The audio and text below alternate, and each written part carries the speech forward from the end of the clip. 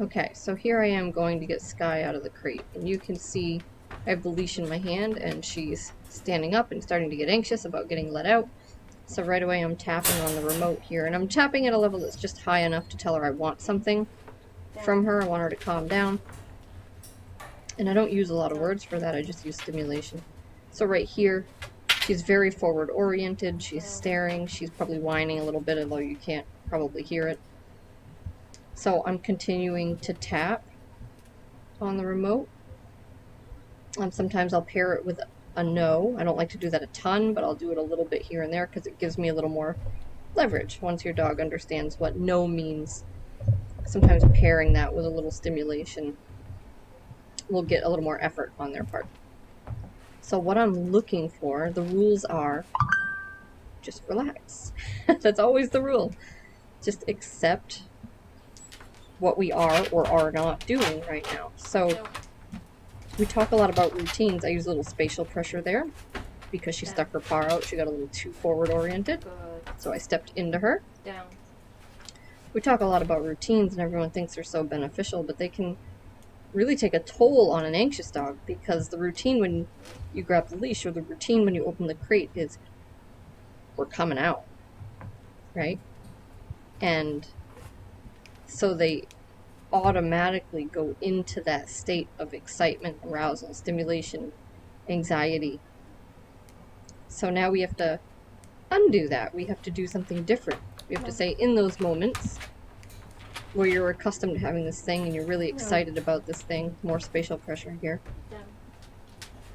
I'm going to ask you not to expect it, not to get overly excited about it, not to get anxious about it. I don't know if you could hear that sigh, but she just sighed, which is good. Down. But just accept. Just wait. Down. You don't have to know what we're doing. You don't have to go do it right now. Just wait. I'll turn this up a couple points. So I'm adjusting my levels here. Down. You can hear the whining. So this is a process. It gets easier with time. And she doesn't necessarily know what I want right now, and maybe she is confused, and that's okay. That's the beauty of the remote collar training. We're using low enough levels. She doesn't have to know exactly what's expected. Right? Nope. The stimulation just tells her something is expected. Figure it out. Figure out what shuts it off.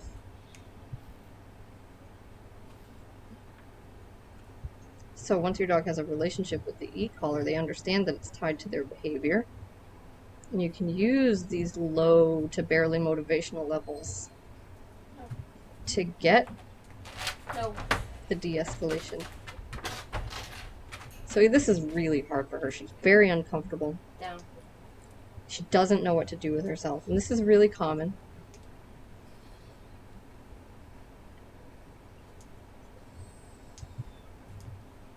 So, but you have to commit to practicing this sometimes, because otherwise it's too easy for us to just fall into all of our old habits and just go open the crate and let her out. That's the easiest thing to do.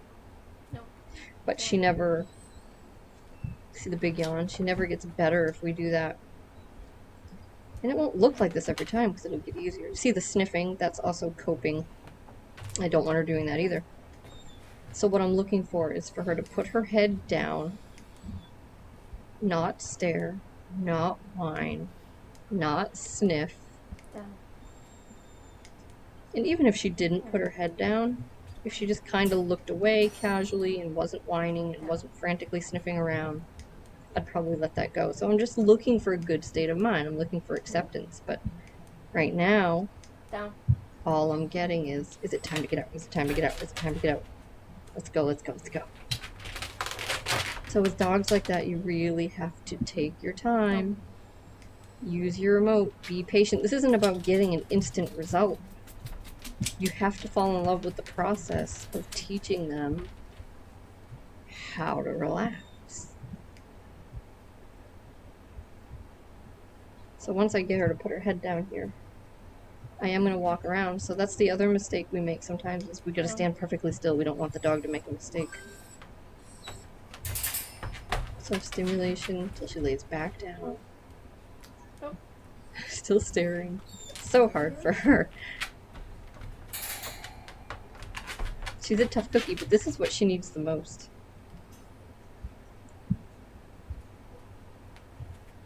I'm going to walk around a little bit. And there she goes again. Is it time yet? Can we get out now? How about now?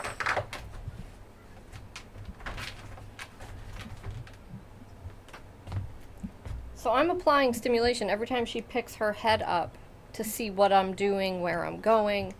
Am I coming to get her? Am I letting her out? Is it time yet?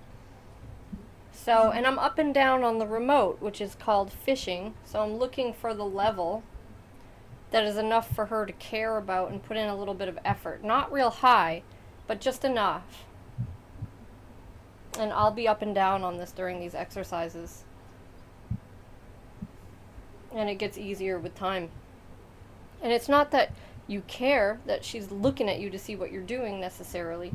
It's that you're trying to rewire this thing in her brain that says it's time to get super excited and anxious and be unable, like literally unable to control myself and my actions and my behaviors.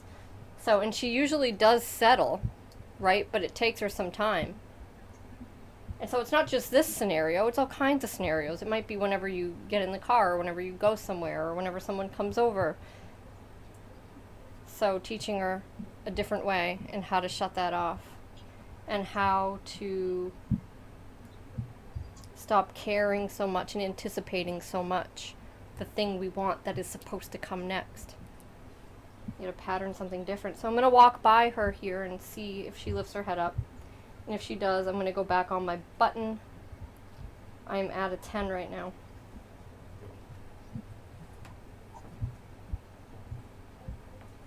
So button here.